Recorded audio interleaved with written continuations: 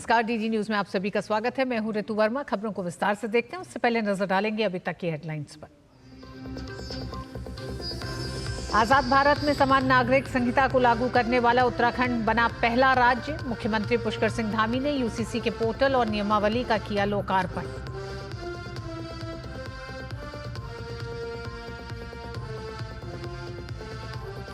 अमित शाह प्रयागराज के पवित्र संगम में लगाई आस्था की डुबकी। इससे पहले गृह मंत्री में साधु संतों से विचार विमर्श कर तैयारियों का लिया जायजा।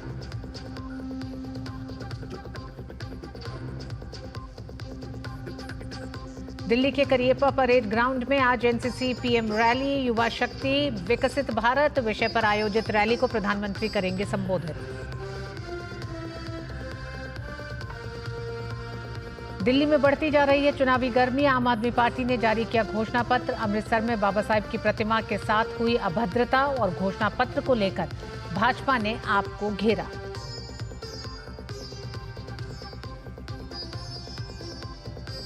वक्फ बिल पर जेपीसी बैठक खत्म। 44 संशोधन पर हुई चर्चा। 14 संशोधन पारित। उत्तराखंड में आजाद भारत में समान नागरिक संहिता को लागू करने वाला पहला राज्य बन गया है। मुख्यमंत्री पुष्कर सिंह धामी ने मुख्य सेवक सदन में यूसीसी के पोर्टल और नियमावली का लोकार्पण किया। वहीं इसकी अधिसूचना भी जारी हो गई है। पोर्टल पर यूसीसी का पूरा कानून हिंदी और अंग्रेजी में उपलब्ध है। पोर्टल के जरिए सर्टिफिकेट को डाउनलोड और वेरीफाई दोनों किया जा सकता है। अनुसूचित जनजातियों को छोड़कर संपूर्ण उत्तराखंड राज्य, साथ ही राज्य से बाहर रहने वाले उत्तराखंड के निवासियों पर यूसीसी लागू होगा। 26 मार्च 2010 से संहिता लागू होने की तारीख के बीच हुए विवाह का पंजीकरण अगले 6 महीने में करवाना होगा। वहीं संहिता लागू होने के बाद होने वाले विवाह का पंजीकरण विवाह तिथि से 60 दिन के भीतर कराना होगा। संहिता लागू होने से पहले से स्थापित लिव इन रिलेशनशिप का संहिता लागू होने की तारीख से 1 महीने के भीतर पंजीकरण कराना होगा, जबकि संहिता लागू होने के बाद स्थापित लिव इन रिलेशनशिप का पंजीकरण लिव इन रिलेशनशिप में प्रवेश की तिथि से 1 महीने के भीतर कराना होगा। समान नागरिक संहिता के लिए 27 मई 2022 को विशेषज्ञ समिति का गठन किया गया था। समिति ने अपनी रिपोर्ट 2 फरवरी 2024 को सरकार को सौंपी थी। इसके बाद 8 मार्च 2024 को विधानसभा में विधेयक पारित किया गया। विधानसभा से पास होने के बाद इसे राष्ट्रपति के अनुमोदन के लिए भेजा गया। यहां से 22 मार्च को इस अधिनियम पर राष्ट्रपति का अनुमोदन मिल गया। 1.25 करोड़ उत्तराखंड वासियों के समक्ष ये घोषणा करते हुए आज अत्यंत हर्ष और गर्व की अनुभूति हो रही है, और कि इसी क्षण से आज उत्तराखंड में इसी क्षण से समान नागरिक संहिता पूर्ण रूप से लागू हो गई है, और इसी क्षण से उत्तराखंड राज्य के समस्त नागरिकों के संवैधानिक और नागरिक अधिकार एक समान हो गए हैं। हमारे प्रधानमंत्री आदरणीय मोदी जी के नेतृत्व में जब हम उस चुनाव में गए थे, तो हमने कहा था कि नई सरकार के गठन होते ही हम सबसे पहला एक काम करेंगे, हम देवभूमि उत्तराखंड में समान नागरिक संहिता लागू करने के लिए पहले दिन से काम करेंगे और पहला निर्णय हम वही लेंगे, और हमने पहला निर्णय वही किया था।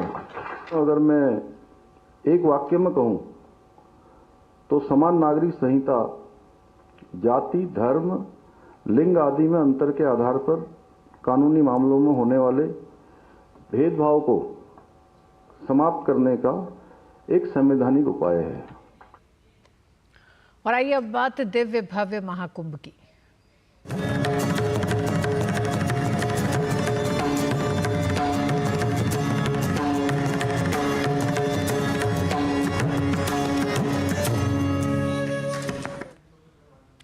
प्रयागराज पहुंचे गृहमंत्री अमित शाह ने साधु संतों के साथ संगम में आस्था की डुबकी लगाई। उनके साथ उत्तर प्रदेश के मुख्यमंत्री योगी आदित्यनाथ, योग गुरु बाबा रामदेव, जूना अखाड़े के महामंडलेश्वर स्वामी अवधेशानंद गिरी समेत कई अन्य संतों ने भी आस्था की डुबकी लगाई। अमित शाह ने गंगा में स्नान करने के दौरान सूर्य देव को अर्घ्य अर्पित किया।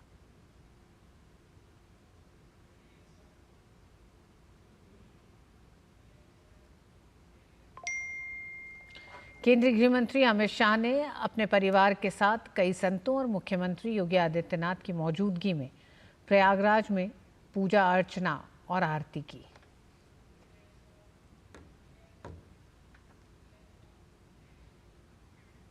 इससे पहले अमित शाह ने मेले में श्रद्धालुओं के लिए की गई व्यवस्था का जायजा लिया। इस दौरान गृह मंत्री के साथ उत्तर प्रदेश के मुख्यमंत्री योगी आदित्यनाथ भी रहे।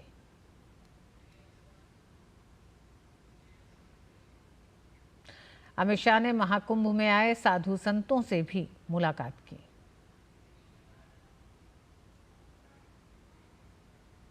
और महाकुंभ में आज धर्म संसद हो रही है। ये धर्म संसद सेक्टर 17 में कथावाचक देवकीनंदन ठाकुर के पंडाल में हो रही है।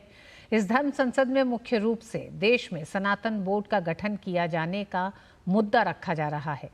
इस धर्म संसद में सभी अखाड़ों के पीठाधीश्वर और महामंडलेश्वरों के साथ ही अलग अलग संप्रदायों के दूसरे प्रमुख संत महात्माओं के भी शामिल हो रहे हैं।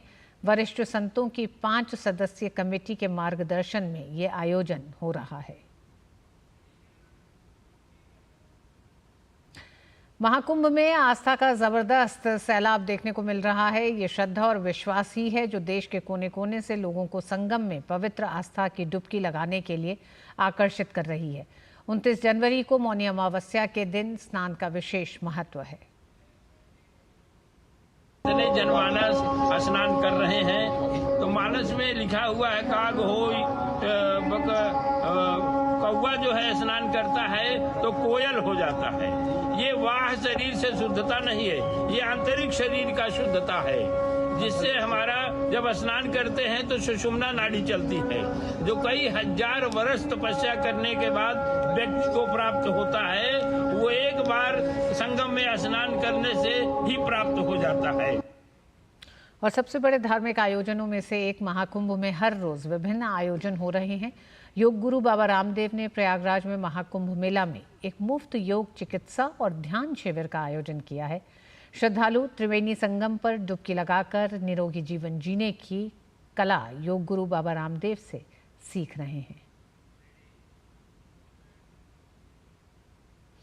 आम आदमी पार्टी ने दिल्ली के लिए अपना घोषणा पत्र जारी कर दिया है। पार्टी संयोजक अरविंद केजरीवाल ने दिल्ली के लिए 15 गारंटियों का ऐलान किया है। इसमें रोजगार, महिला सम्मान, बुजुर्गों को मुफ्त इलाज, मुफ्त पानी की गारंटी का वादा है। इसके अलावा संजीवनी योजना के तहत बुजुर्गों को फ्री इलाज दिया जाएगा। उन्होंने कहा, सरकार बनने के बाद किराएदारों को भी फ्री बिजली पानी देने की व्यवस्था की जाएगी। आपके घोषणा पत्र में ऑटो चालकों के बच्चों को फ्री कोचिंग का भी ऐलान किया। ऑटो रिक्शा, ई रिक्शा चालकों की बेटियों की शादी पर 1 लाख देंगे, बच्चों को कोचिंग देंगे, 10 लाख का लाइफ इंश्योरेंस और 5 लाख का हेल्थ इंश्योरेंस परिवार के लिए कराया जाएगा। दिल्ली की 70 सीटों पर 5 फरवरी को वोटिंग होगी, जबकि 8 फरवरी को नतीजे आएंगे। 15 केजरीवाल की गारंटियां जारी कर रहे हैं, जो कि अगले 5 साल के अंदर पूरी की जाएंगी। सबसे पहली गारंटी है रोजगार की गारंटी। दूसरी गारंटी है महिला सम्मान योजना। तीसरी गारंटी है संजीवनी योजना कि हमारे बुजुर्ग 60 साल से ऊपर होने पे उनको ये चिंता सताती है कि बीमार हो गए तो क्या होगा, कहाँ इलाज कराएंगे, बच्चे पता नहीं इलाज कराएंगे नहीं कराएंगे। तो मैं उन सभी बुजुर्गों को ये आश्वासन देना चाहता हूँ कि आपका बेटा जब तक जिंदा है आपका मैं अच्छे से अच्छा इलाज कराऊंगा।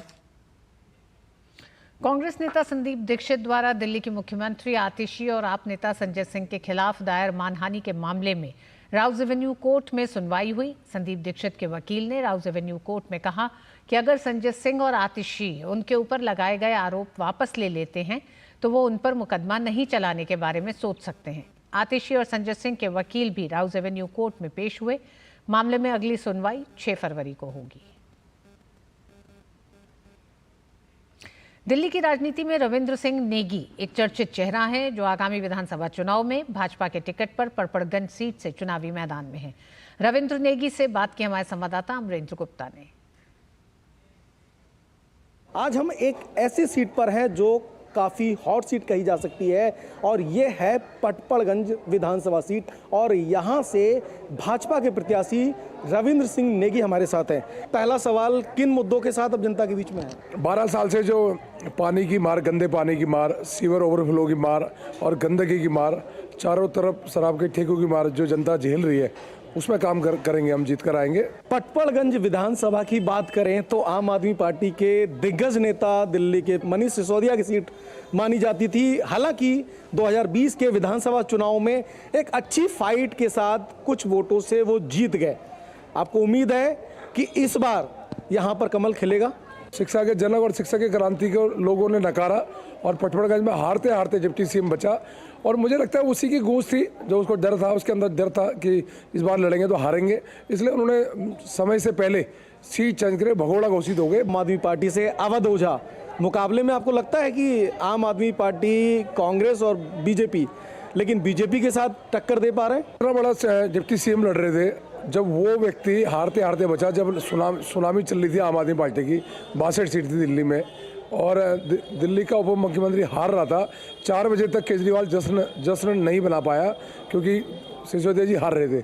मुझे लगता है कि जब इतना बड़ा व्यक्ति हार रहा था तो ये तो यूट्यूबर है, यूट्यूबर को लोग ज़्यादा सीरियस लेते नहीं। कांग्रेस जो है वो कह रही है कि शीला दीक्षित के समय में जो कांग्रेस ने दिल्ली का डेवलपमेंट किया उस विजन के साथ चुनाव में, तो आपके यहाँ के जो कांग्रेस प्रत्याशी है वो क्या वजूद की लड़ाई लड़ रहे हैं या कहीं टक्कर में है? कांग्रेस को कोई सीरियस ले दे रहा। कांग्रेस अपने वजूद की लड़ाई लड़ रही है कि दिल्ली में कम से कम 12-13-10% आ जाए और जो यहाँ से प्रत्याशी वो भी अपनी वजूद की लड़ाई लड़ रहे हैं। कई समस्याएं अभी हैं। अगर मैं आपसे 5 वो चीज़ें जो जनता की मूलभूत चीज़ें हैं उसकी बात करूं, उसकी गारंटी दें, तो वो कौन सी गारंटी है? वो सबसे पहले अगर जीतते हैं चुनाव तो उसको पूरा करेंगे। सबसे पहले गंदे पानी, जो गंदे पानी से हर घर जूझ रहा है, बीमारियों से जूझ रहा है।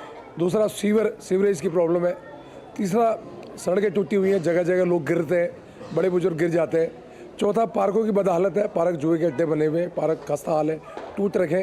पांचवा, कोई सामुदायिक भवन, कम्युनिटी सेंटर, कोई मल्टी पार्किंग नहीं है इस क्षेत्र में, कोई लाइब्रेरी नहीं है बच्चों के लिए पढ़ने के लिए। इस तरह की ये 5 काम हम जीतने के बाद अपनी विधानसभा में कराएंगे। रविंद्र सिंह नेगी का मानना है कि इस बार न सिर्फ उनकी जीत होगी बल्कि दिल्ली में डबल इंजन की सरकार बनेगी और दिल्ली की जनता इस बार बहुमत के साथ भारतीय जनता पार्टी को जिताएगी। कैमरामैन योगेश तिवारी के साथ अमरेंद्र गुप्ता, डीडी न्यूज, दिल्ली।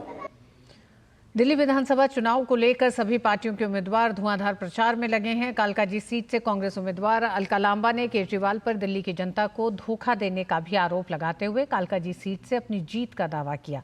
अलका लांबा से बात की हमारे संवाददाता अमरेंद्र गुप्ता ने। दिल्ली के सियासी दंगल में क्या है दिल्ली का चुनावी मिजाज, जानने के लिए दूरदर्शन की टीम लगातार दिल्ली के विधानसभा क्षेत्रों में है और हम इस वक्त दिल्ली के कालकाजी विधानसभा क्षेत्र में हैं, जहां से कांग्रेस उम्मीदवार अलका लांबा जनसंपर्क कर रही हैं। अलका जी, पिछले 10 सालों से आम आदमी पार्टी की सरकार और इस बार आप कालकाजी में प्रतिनिधित्व कर रही हैं और सीधे चैलेंज कर रही हैं मुख्यमंत्री आतिशी को। क्या है दिल्ली का इस बार का चुनावी मिजाज? देखिए, नर्क की हालत में है कालकाजी के लोग। आप जाइए, गलियां खुदी हुई हैं, सीवर, पानी की लाइनें, बिल्कुल लोग परेशान हैं गंदा बदबूदार पानी पीने को। आज लोग कांग्रेस की तरफ वापस उम्मीद से देख रहे हैं। बदलाव कालकाजी में होने जा रहा है और बदलाव का विकल्प एक ही, अलका लांबा और कांग्रेस। जिस तरह से 10 सालों से लगातार जो व्यक्ति भ्रष्टाचार की लड़ाई लड़कर आया उसके दामन पे, यानी कि अरविंद केजरीवाल के दामन पे सबसे बड़े भ्रष्टाचार के दाग हैं, तो इसमें चुनावी माहौल में ये मुद्दा बड़ा है, बहुत बड़ा मुद्दा है। संदीप दीक्षित अपनी मां के अपमान का तो बदला नई दिल्ली में केजरीवाल से ले रहे हैं और उन्हें हरा भी रहे हैं, क्योंकि केजरीवाल का दामन आज दागदार है। शराब घोटाले में जेल, जेल से बेल और फिर जेल जाएंगे। अदालत ने कलम छीन लिया आपकी भ्रष्टाचार के गंभीर आरोपों में। भ्रष्टाचार में लिप्त हो गई पूरी आम आदमी पार्टी सरकार, एक एक को जेल जाना पड़ा, कुर्सियां गंवानी पड़ी और आज केजरीवाल कह रहे अगला मुख्यमंत्री मैं हूंगा। दिल्ली को धोखा ज्यादा नहीं दे सकते। आप अपनी जीत को लेकर कितनी सुनिश्चित है? मैं 100% आश्वस्त हूं अपनी जीत को लेकर। मैं शराब नीति नहीं लागू होने दूंगी, मैं शराब की दुकानें नहीं खुलने दूंगी, मैं शराब की एक के साथ एक बोतल और 25 साल की उम्र को 21 नहीं होने दूंगी। मैं हर युवा के हाथ में 8,500 रुपया हर महीने कांग्रेस की सरकार बनते ही देंगे, ताकि युवाओं के हाथ में नशा नहीं रोजगार हो। तो ये थी कांग्रेस की प्रत्याशी अलका लांबा, जिनका साफ तौर पर मानना है कि 5 फरवरी को दिल्ली की जनता उनके साथ है और इस बार वो कालका जी विधानसभा से जीत सुनिश्चित करेंगी। कैमरामैन राहुल चोपड़ा के साथ अमरेंद्र गुप्ता, डीडी न्यूज, दिल्ली। गणतंत्र दिवस पर अमृतसर के हेरिटेज स्ट्रीट में बाबा साहेब भीमराव अंबेडकर की प्रतिमा को क्षतिग्रस्त करने के विरोध में आज बंद है। बाबा साहेब की प्रतिमा के अनादर और संविधान को आग लगाने की घटना के बाद यहां काफी रोष है और बीजेपी भी इस मुद्दे को लेकर हमलावर है। भाजपा सांसद और बीजेपी प्रवक्ता संबित पात्रा ने कहा कि अमृतसर में बाबा साहेब की मूर्ति को तोड़ना पंजाब सरकार की नाकामी है। इसके साथ ही आपकी विफलताओं को उजागर करने के लिए भाजपा ने कुछ पोस्टर भी जारी किए। आम आदमी पार्टी की जो सरकार पंजाब में चल रही है, उनके नाकों के नीचे उनके सरकार के फेलियर की कहानी, जिसमें बाबा साहेब अंबेडकर की जो मूर्ति अमृतसर के मेन चौराहे पे लगी हुई है, एक व्यक्ति हथौड़ा लेकर सीढ़ी डालकर सीढ़ियों के माध्यम से हथौड़े के साथ बाबा साहेब जी की मूर्ति के ऊपर चढ़ता है और बाबा साहेब जी की मूर्ति के ऊपर हथौड़े से कुठाराघात करता है। अरविंद केजरीवाल जी की आम आदमी पार्टी की ये कौन सी साजिश है? ये कौन सी साजिश है कि उनके नाक के नीचे, उनके थाने के आगे बाबा साहेब अंबेडकर का ये अपमान होता है और अरविंद केजरीवाल जी और उनकी पूरी टीम चुप रहती है। नई दिल्ली विधानसभा सीट से कांग्रेस उम्मीदवार संदीप दीक्षित ने कहा कि पंजाब की पुलिस दिल्ली में घूम रही है। स्वाभाविक है कि पंजाब में सुरक्षा नहीं होगी। अरविंद केजरीवाल को न बाबा साहेब के प्रति सम्मान है, न जनता के लिए कोई संवेदनशीलता। मैं सवाल पूछता हूँ आम आदमी पार्टी से, कहाँ है भाई आपकी पुलिस? आप तो ये कहते थे कि पुलिस को हमेशा लगना चाहिए सामान्य जन की सेवा के लिए, उनकी रक्षा सुरक्षा के लिए। आज पंजाब की पुलिस जो है, मैं आपको बताऊं क्यों ये नहीं हो रही, क्योंकि पंजाब की सारी पुलिस दिल्ली में घूम रही है, यहाँ वोट के चक्कर में घूम रही है। कल भी हमको रात को पंजाब पुलिस की 2 गाड़ियाँ मिली। आपकी सारी पुलिस आपने झोंक दी दिल्ली में चुनाव करने के लिए, लोगों को डराने धमकाने के लिए, तो स्वाभाविक है ना कि वहाँ रक्षा सुरक्षा नहीं होगी। और बाबा साहब की स्टैचू को कई बार हमने देखा है कि 26 जनवरी के आसपास कुछ बदमाशी तत्व उनको करते, वहाँ सिक्योरिटी देनी चाहिए थी। अरविंद केजरीवाल को ना बाबा साहब के प्रति कोई सम्मान है, ना जनता के प्रति कोई उनके मन में संवेदनशीलता है। वो केवल और केवल एक वोट जीवी व्यक्ति है जो चाहते हैं किसी भी कारण से वो चुनाव जीते।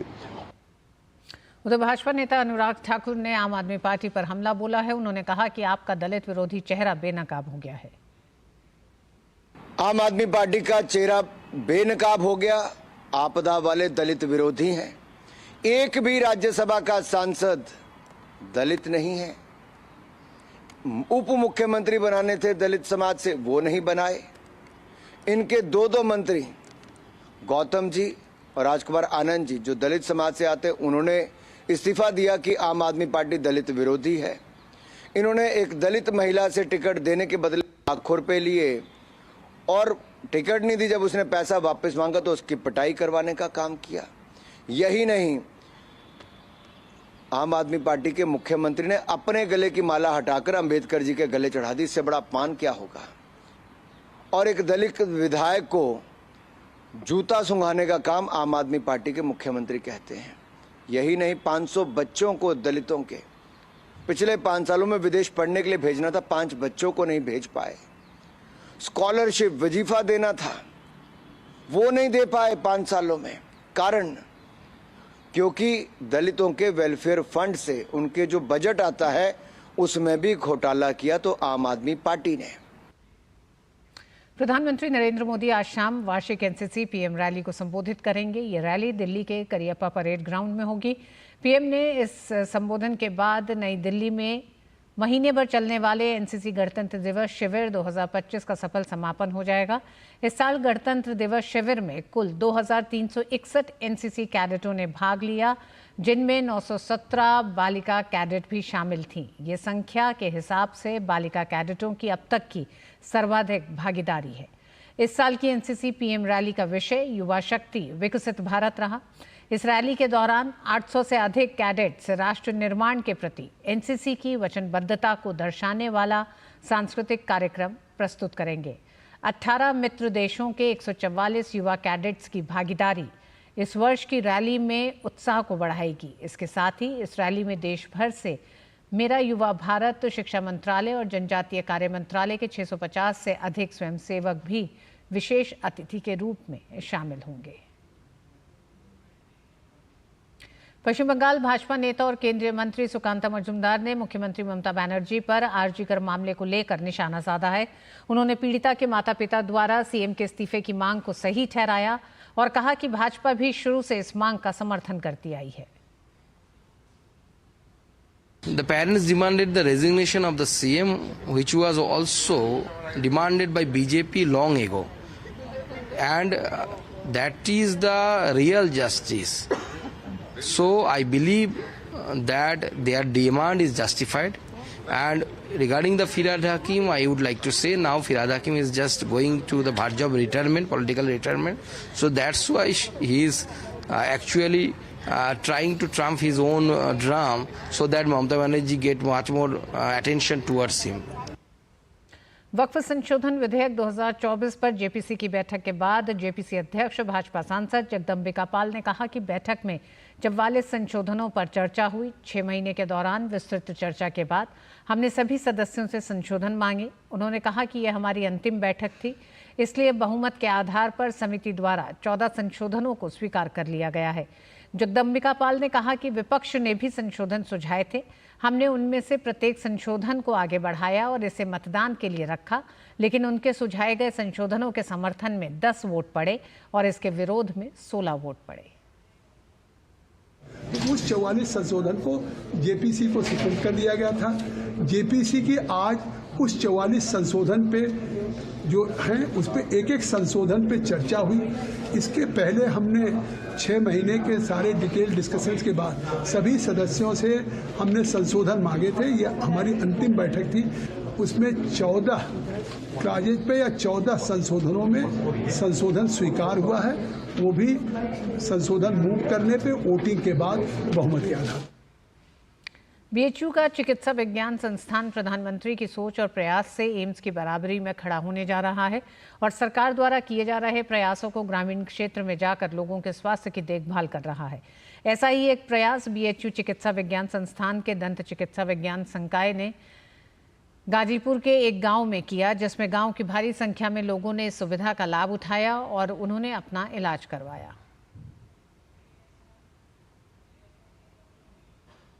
मेरे दांत में दर्द था, सफाई किए हैं, कीड़ा निकाले हैं, ठीक हो गया है। बोले हैं एक तरफ से खाना खाना, अभी 24 घंटे तक खाना मत खाना इधर से। दांत में तकलीफ है, दांत के बगल में खाना वाना फंस जाता है तो निकालने के बाद फोड़ा जैसा हो जाता है।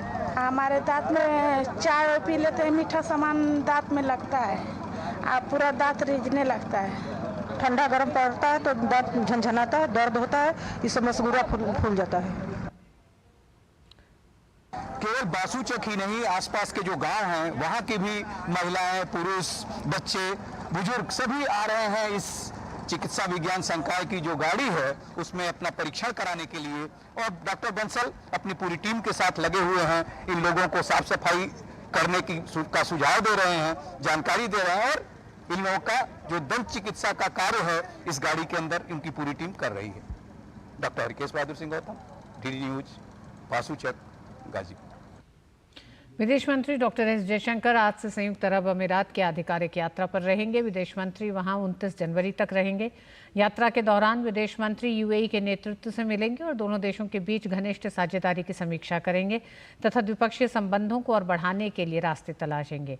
वह अबू धाबी में आयोजित होने वाले रायसीना मिडल ईस्ट के उद्घाटन सत्र में मुख्य भाषण भी देंगे। और इस बुलेटिन में बस इतना ही। नमस्कार।